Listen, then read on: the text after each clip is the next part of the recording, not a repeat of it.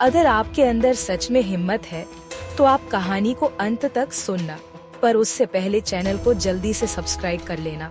तो ये कहानी है एक शापित हवेली की।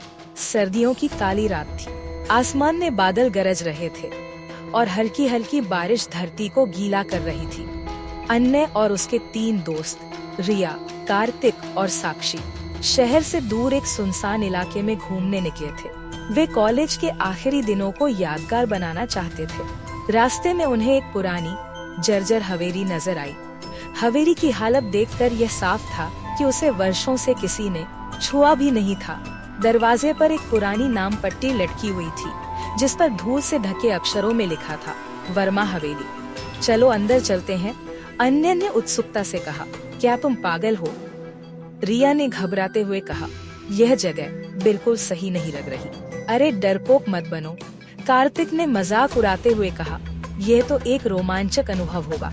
सभी दोस्तों ने थोड़ी बहस के बाद फैसला किया कि वे सिर्फ बाहर से हवेली का जायजा लेंगे, लेकिन जैसे ही उन्होंने दरवाजा धकेला, वह खुद ब खुद चरमराते हुए खुल गया।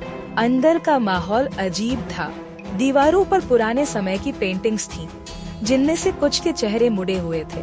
फर्श पर धूल की मोटी परत थी और हल्की सड़ी गली गंध हवा में फैली थी। यह जगह तो सच में डरावनी है, साक्षी ने धीमी आवाज में कहा। शायद यहाँ कोई खजाना छिपा हो। कार्तिक ने चुटकी ली। जैसे ही वे अंदर बढ़े, अचानक एक दरवाजा अपने आप बंद हो गया। चारों के चेहरे का रंग उड़ गया। यह हवा का असर होगा, अन्य ने खुद को तसल्ली देते हुए कहा। तभी उन्हें ऊपर मंजिल से किसी के चलने की आवाज सुनाई दी। यह आवाज भारी कदमों की थी, जैसे कोई भारी भरकम शख्स नीचे उतर रहा हो।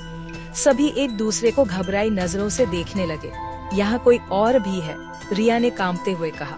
देखते हैं कौन है, अन्य ने साहस दिखाते हुए कहा। लेकिन उसकी आवाज भी कांप रही थी।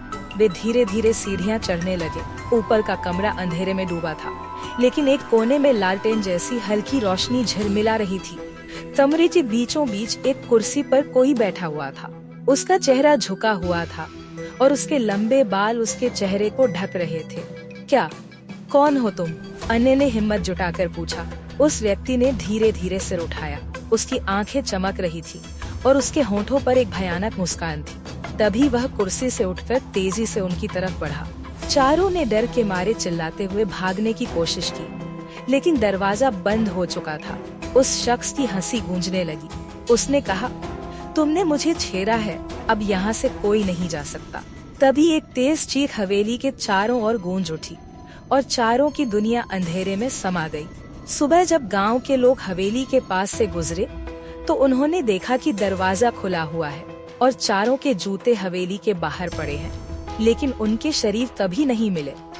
आज भी कहा जाता है कि जो भी वर्मा हवेली में जाता है, वो वापस नहीं लौटता।